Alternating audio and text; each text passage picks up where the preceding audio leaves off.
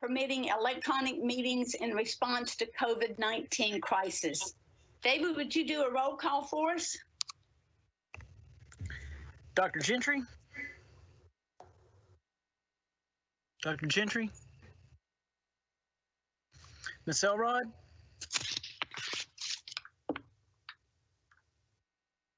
Ms. Elrod?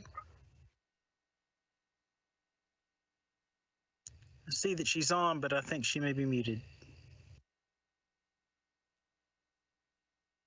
We'll come back. Ms. Shepard? Here.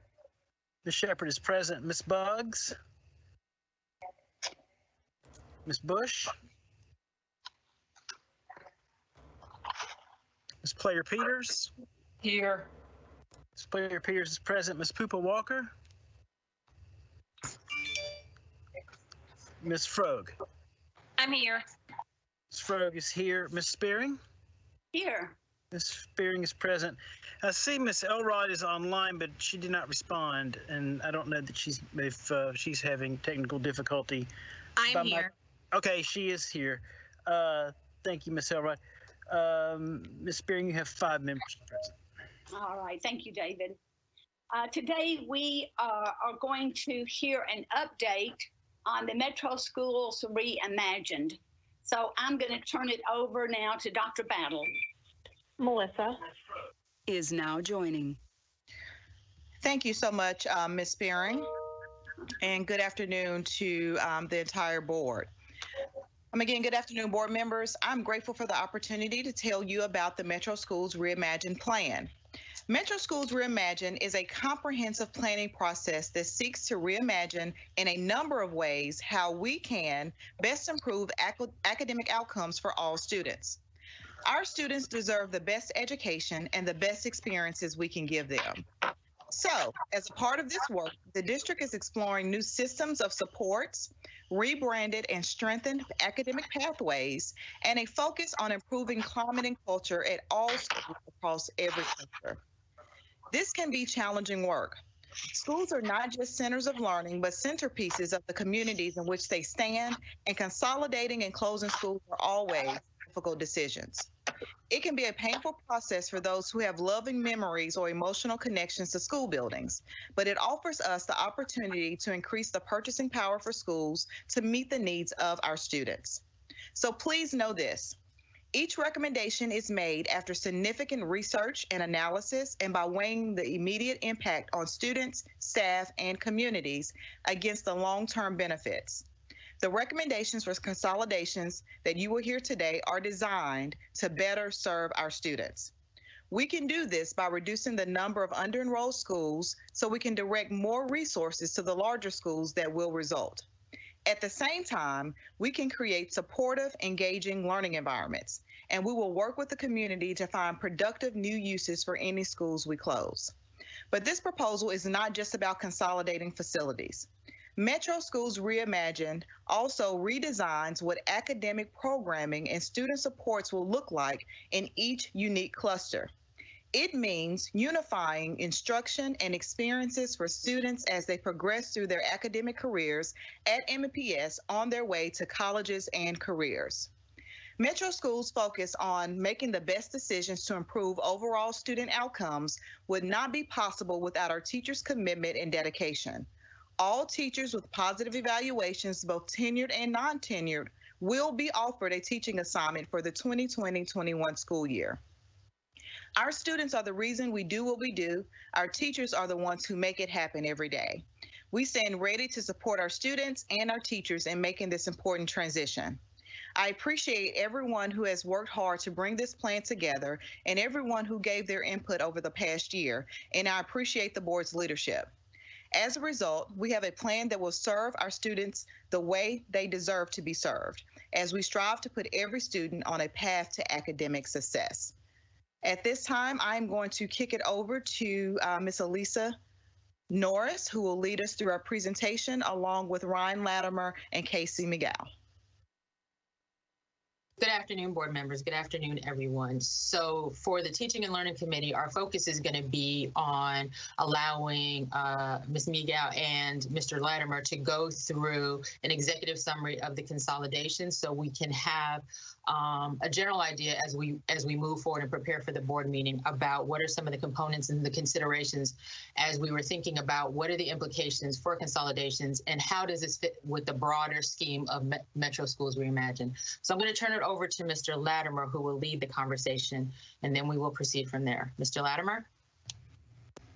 Good afternoon. Good afternoon. If we could go ahead and advance to the next slide. Thank you, Ms. Spearing, board members, and Dr. Battle. Just a quick overview. This meeting is to share the data and information and go over the executive summary of the work that has already been done on MNPS Reimagined and to go over the additional scenarios that we will be asking you to vote on next week on May 19th.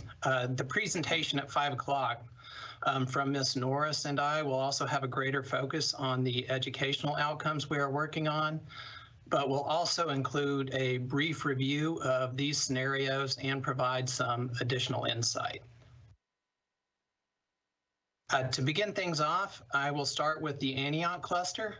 Earlier this year, the board voted to rezone around 150 students from Thomas Edison into Smith Springs Elementary to address overcrowding.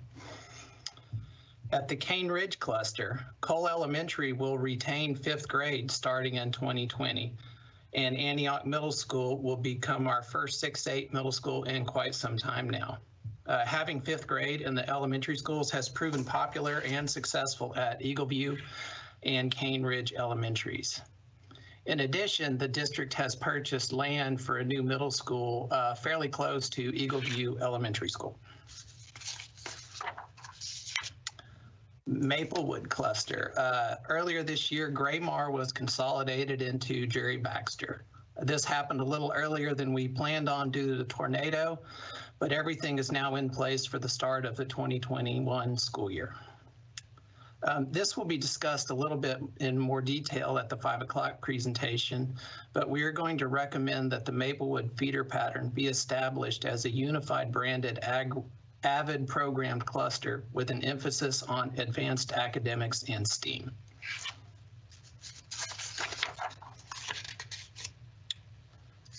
Then we'll get to the new scenarios, starting with Pearl Cone. This scenario assumes that MNPS would close the Buena Vista Elementary program. Jones Padilla would be converted into the zone school. The students currently attending Buena Vista would be rezoned to Jones Padilla Elementary.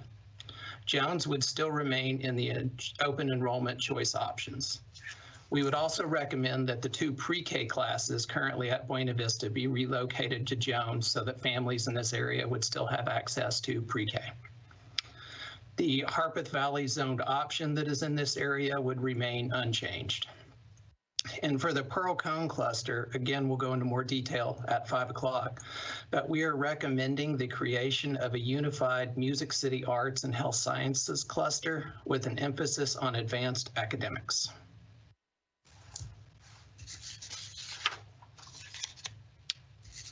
And then the White Creek Cluster.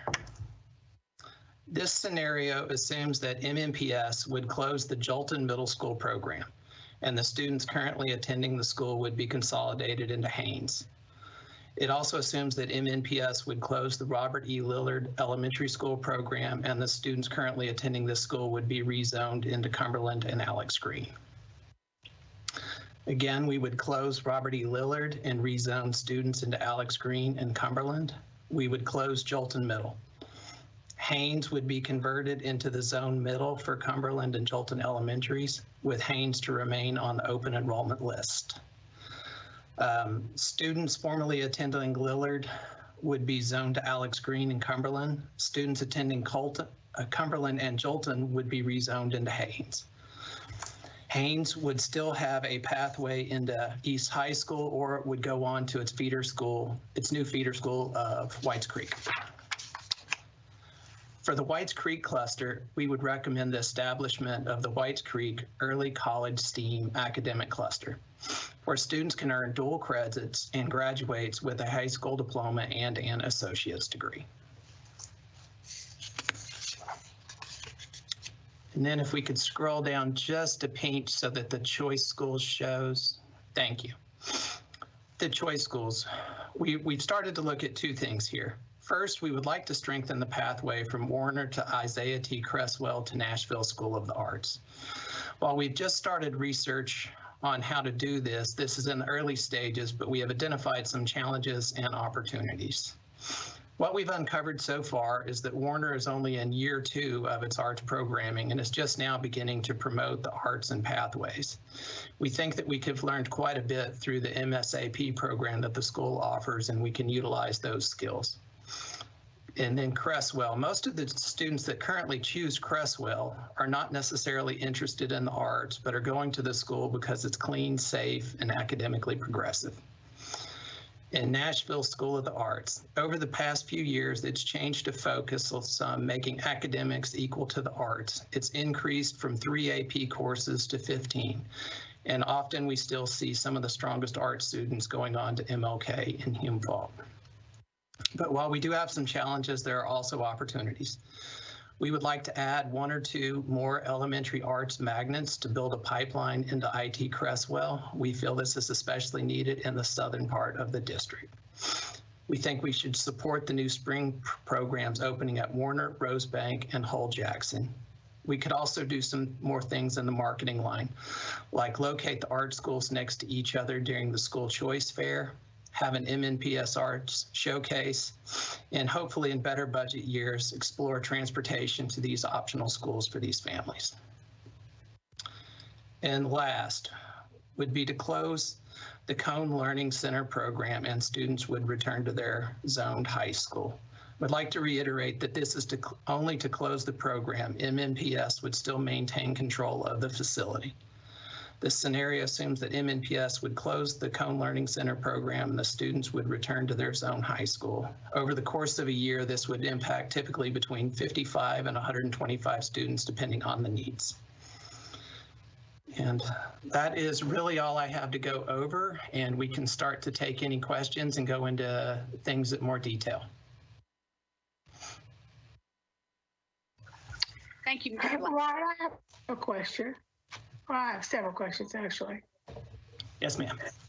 All right, so my first couple is, will Jones Padea remain a magnet school?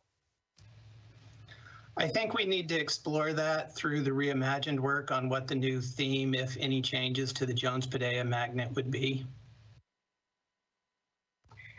Because you have to keep in mind that the student population at Jones Padea is going to be a lot different in many ways from the student population at Buena Vista. We need to take that into consideration because the stark reality of the matter is that Buena Vista serves what for housing projects, and those students are in survival mode, where I doubt seriously any students at Jones Padea are in the same mode when you're thinking about that. So you made a statement that art students often are selecting MLK and Hume Fogg. Why is that?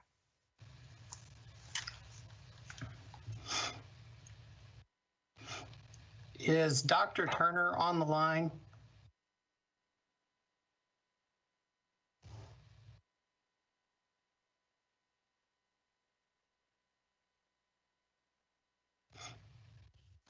I don't think she's on. Anna, can you repeat that question again regarding the MLK and the Hume Falk students?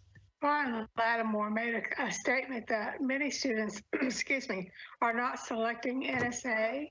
And many art students aren't selecting NSA as their high school, but they're selecting MLK and Hume Fogg instead. I'm just curious as to what those reasons are. We will need to follow up with you, Dr. Shepard. My notes on that came from Dr. Turner, and so I need to just get a little bit more clarification on that for you. Okay. And my last is a statement as opposed to a question. You mentioned providing in better budget years, providing transportation for some students that are selecting an optional school. Once you open that door for some students, you will have to open it for all students because it's going to be an area that, well, if those students over there are important enough to provide yellow bus transportation, then our students are important as well. And we need to make sure that we have a lot of equity around that issue, because if I selected a magnet school for my child that I had to provide transportation for, but across town, those parents are getting yellow school transportation, I would not be a happy camper.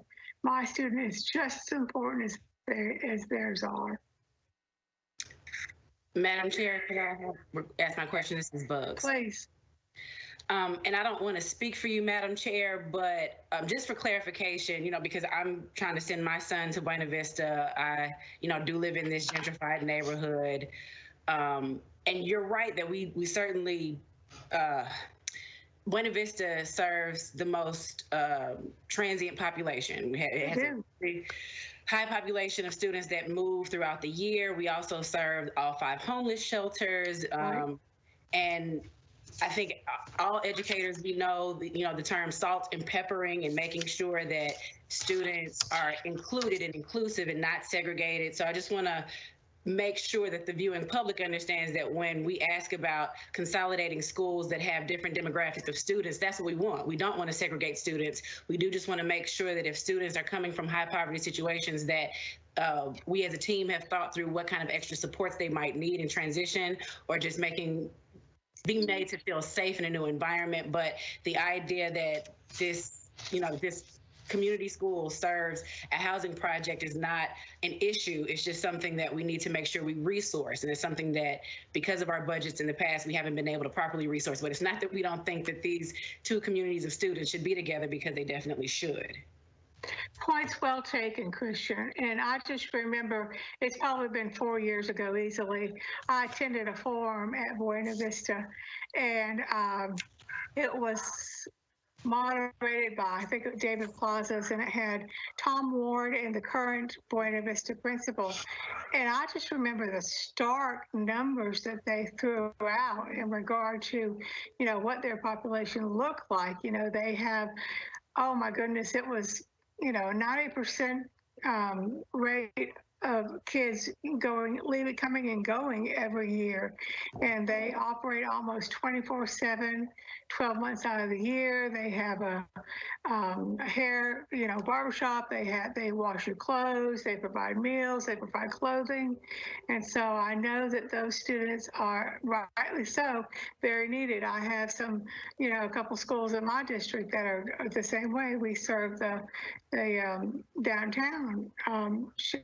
And we have our own meals population, so I know that the needs are there. I just want to make sure that, as you said, the resources are there as well. Yes. And let's circle back real quick. Lisa, I know Ms. Shepard asked a question about the selection of some of our non-traditional schools given the magnet option in NSA, to the point that Ron was emphasizing, which aligns to the work of the Metro Schools Reimagine. Part of the work that Nashville School of the Arts has been engaged in and has done a phenomenal job with is shoring up their academic pathways. As he mentioned, they now offer a number of advanced placement courses. And so through their study and their school improvement plan, they've been looking at some of the needs of their students and how they can increase their rigor and their access to their students. And so I think that point was being made to describe some of the feedback that has been received, but also recognition to the Nashville School of Arts team for expanding their academic programming to support the various needs and interests of their students. Thank you. And additionally, I want to return. This is Elisa Norris. I want to return to the point that Board Member Shepherd was mentioning concerning what does it mean when we bring these two schools together, given what we know, and that is certainly the impetus behind Metro Schools Reimagined. It is about creating those equitable educational opportunities in a way that ensures that we're meeting the needs of all students. And so the wonderful thing about Metro Schools Reimagined is we're asking those very questions. How do we ensure that all students, wherever, whomever, right? How do we ensure that we are meeting their needs and pushing the academic, pushing the rigor, pushing the SEL in a way that supports all students equally and in equitable ways so that they are getting what they need from us as a district? Thank you. Thank you, Ms. Norris. I have a question, and maybe it should go to Mr. Latimer, but you can decide. I've heard a lot of concern about the program, the educational program called the Cone Learning Center, which I understand impacts 55 to 125 students. And these are fragile students. Some have been suicidal, and the teachers are very concerned with that. If they go back to their high schools, there won't be that support. Could you address that question?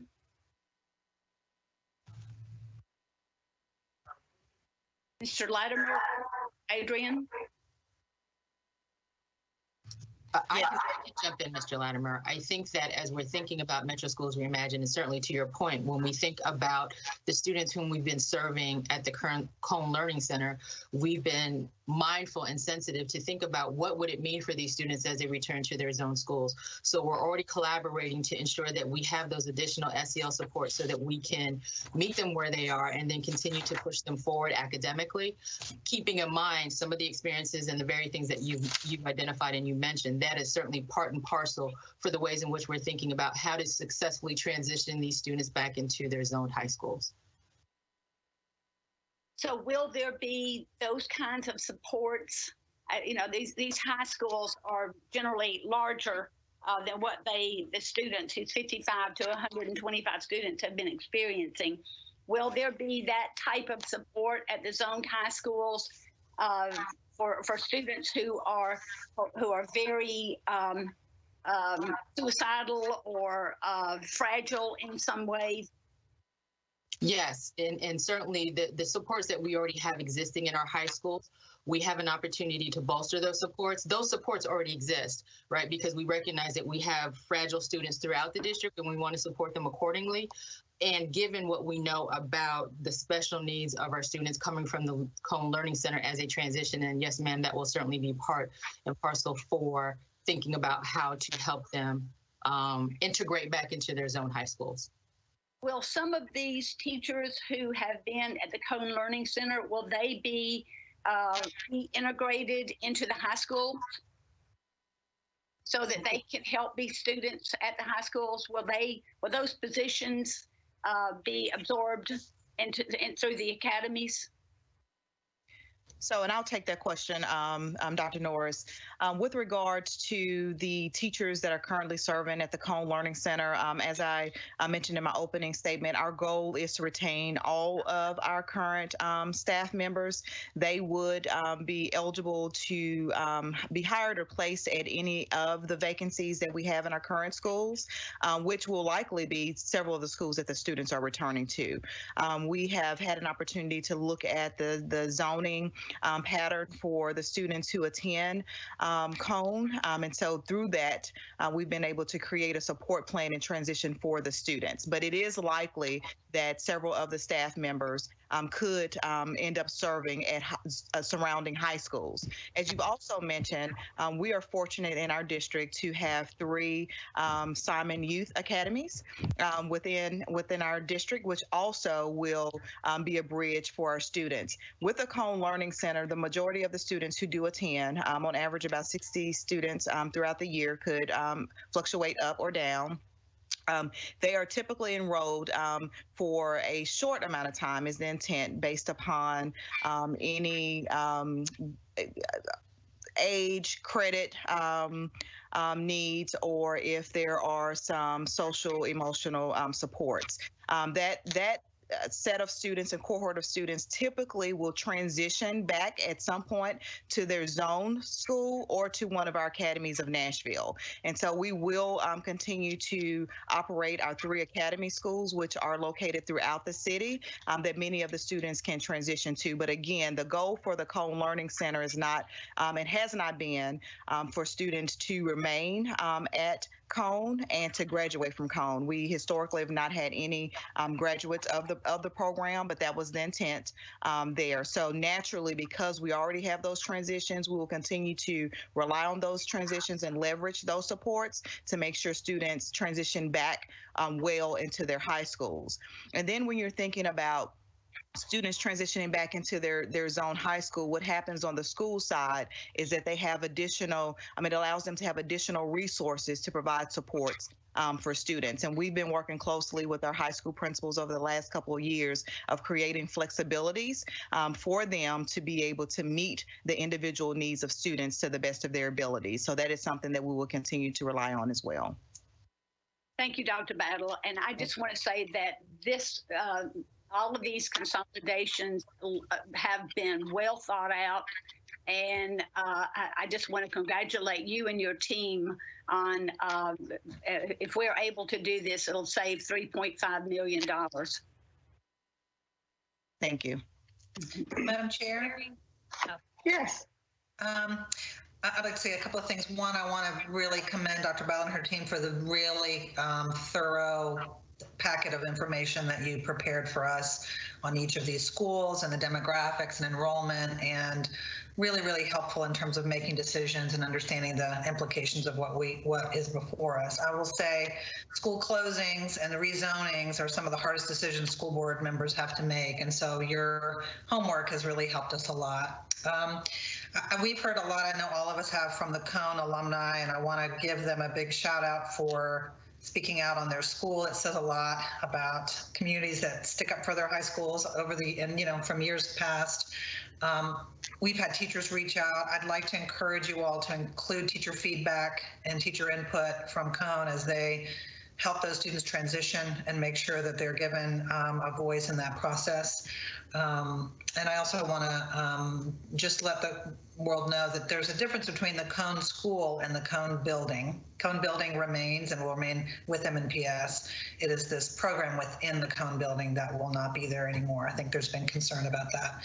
And lastly, I just want to say I'm excited about seeing Maplewood become an avid cluster. I think that's a great idea. And that's very promising. So thanks a lot. Thank you, Ms. Cooper. Welcome. And Ms. Frog has asked to be recognized. Hi. Also, I just want to reiterate all of the praise that you're receiving, Dr. Battle. This has been a very thoughtful process, and you've kept us all really well informed.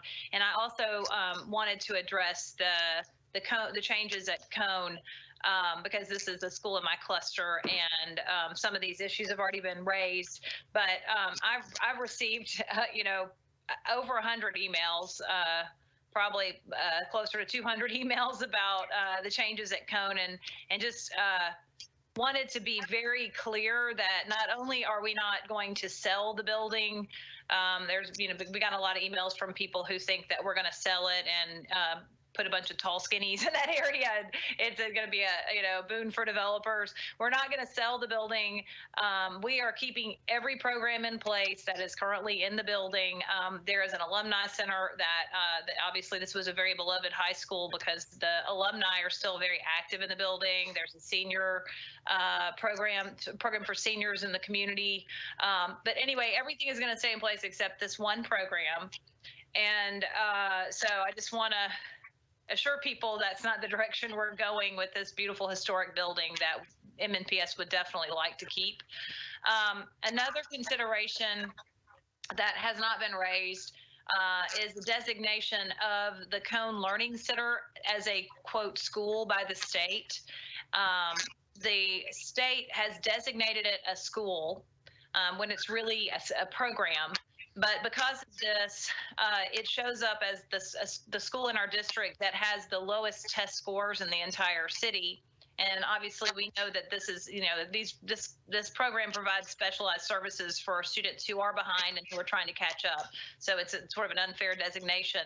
But because it is designated a school, the state is able to step in per state law through the Achievement School District and take over that school. So by reintegrating the students into other schools in the city and their zone schools, we are actually saving that building from potential takeover by the state. And if the state came in and decided to give that to a charter corporation, we could lose every program in there in addition to the Cone Learning Center. So I think that's an important consideration to know that we are protecting the school for the use of the city and for the use of the community partners who are utilizing that building right now.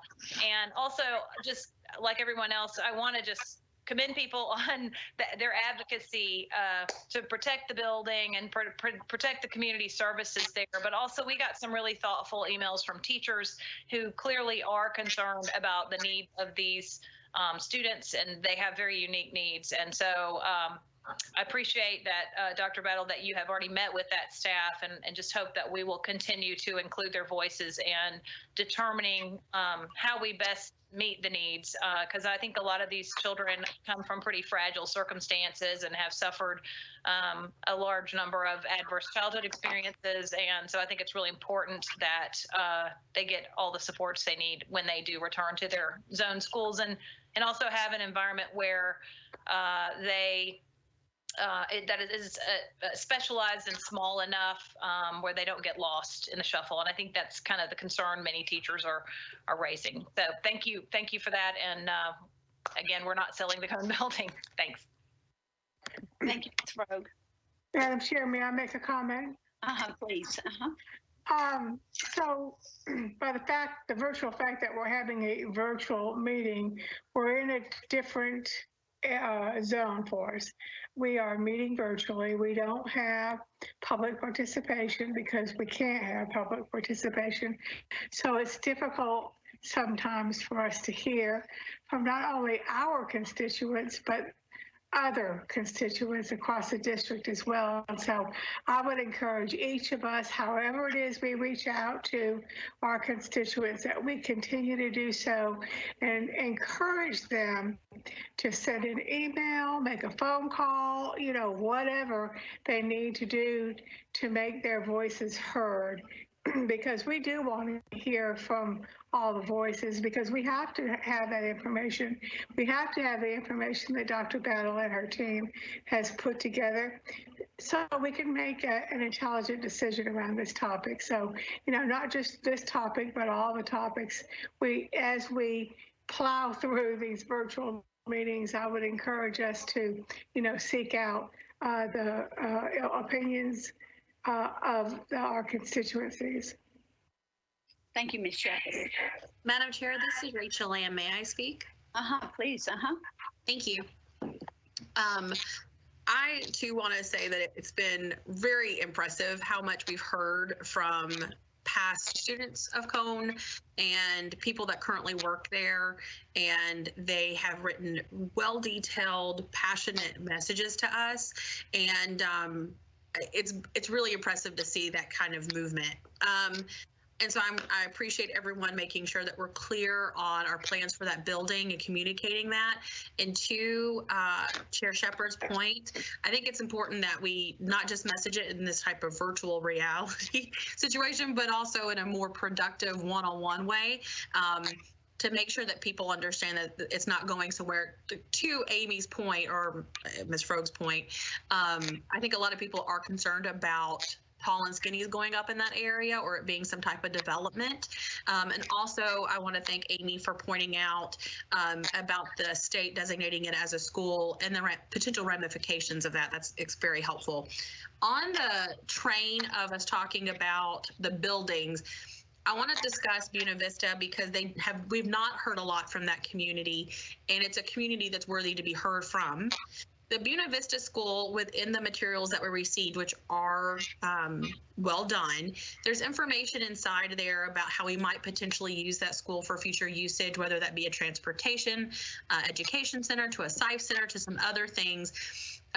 So it sounds like our plan is not to get rid of that school either, which I think is very imperative for our communities to know, as Buena Vista has a rich history as being one of the first segregated schools, or one of the first segregated schools to allow the 3 first graders within Nashville in 1957. And so I think it's exceptionally important that we honor that history of that building and, of course, use it somehow. But also Lillard has a rich history as well. And within the materials, I did not see how we plan on using that building. So I'm hoping that we have some type of answer or potential answer on its building usage. Yes, and if it's okay, I know we have our team on the line. David, you might want to weigh in first, and I'll be happy to share some additional information that's been discussed regarding particularly the Lillard building. Sure, Dr. Battle. Thank you. Ms. Spearing, thank you, and board members, hello. Ms. Elrod, we've looked at, like many of the schools, nothing has been decided, and we continue to look at different options for every school and what may be best in that particular community.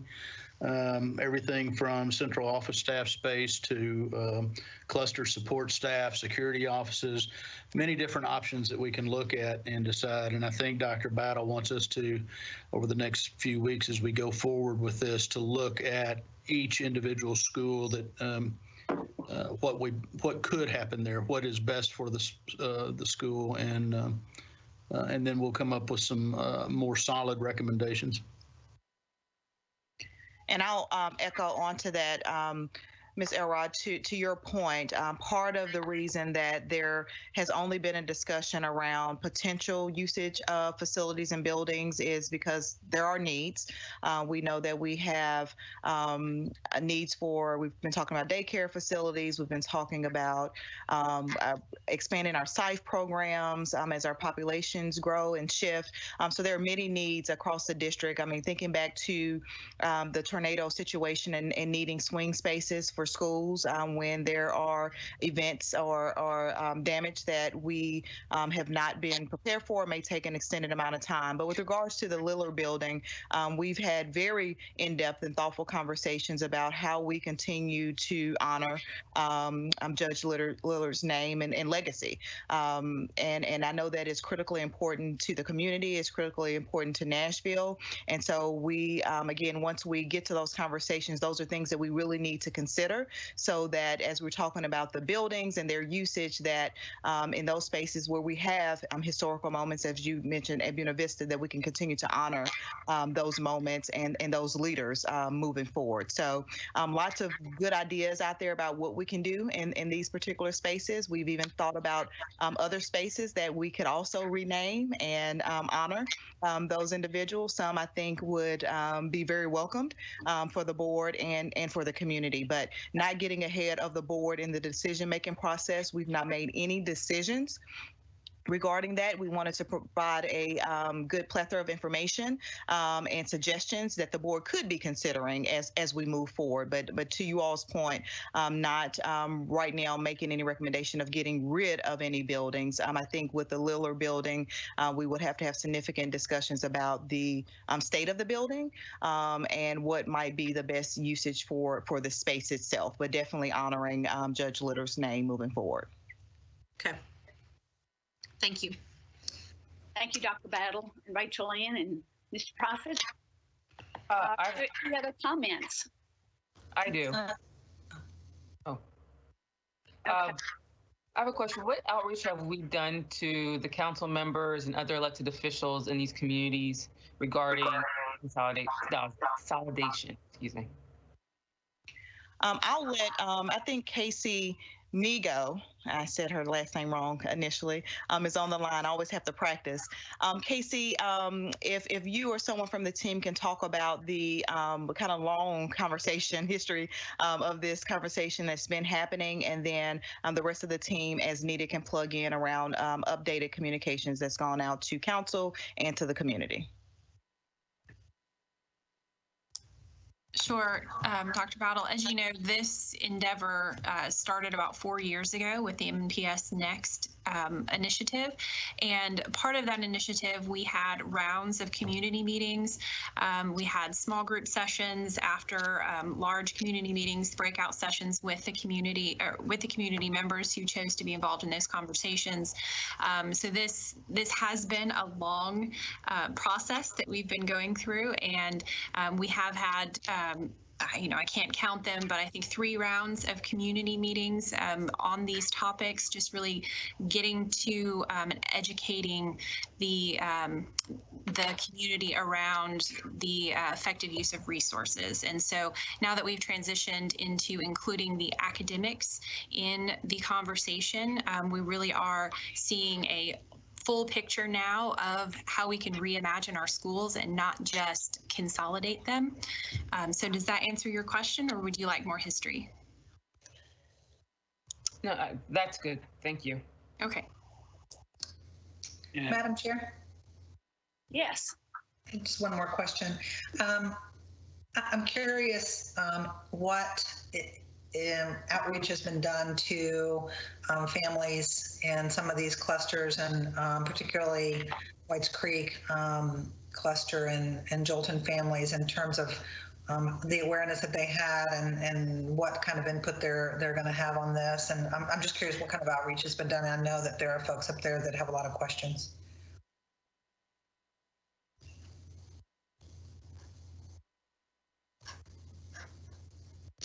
And I'll jump in. This is Dr. Battle.